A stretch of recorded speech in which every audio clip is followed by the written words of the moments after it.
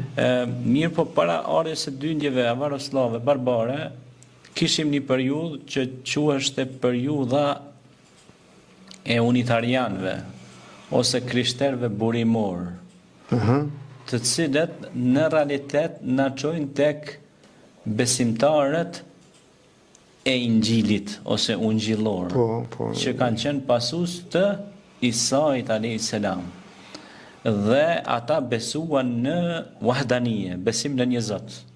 Dhe thuhet që dhe lauri dhe flori kanë qenë pej unitarianëve. Unitar do të thot, vjen nga fjala latine uno, që do të thot një, one, bashkim, por edhe është një, ka kuptimin një. Ata besuan në një Zot. Dhe thuhet se ata kanë qenë mjeshtris. Dhe ata besuan një Zot.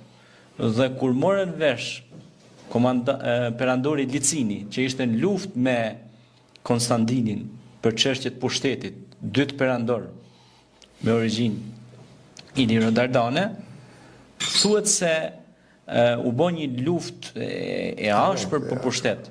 Dhe Licini ishte pra që i urrente pra këta krishterët burimor.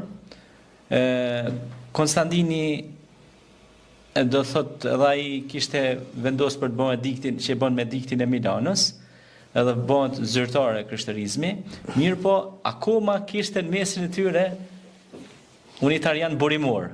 Dhe çfarë duhet bëheshin tash? Duhet të azgjesoheshin edhe ata pak të mbetur besimtar në një Zot. Dhe jep urdhën perandorisë që t'i vras Mune Ulpian këtu, ku është kjo pjesë Allap Nasef që që ngërmime arkeologjike aty, këtu prehet thot lauri dhe flori, martirët, dëshmorët e Dardanis, shkruan aty në mbishkrim. Po pse i vran ata?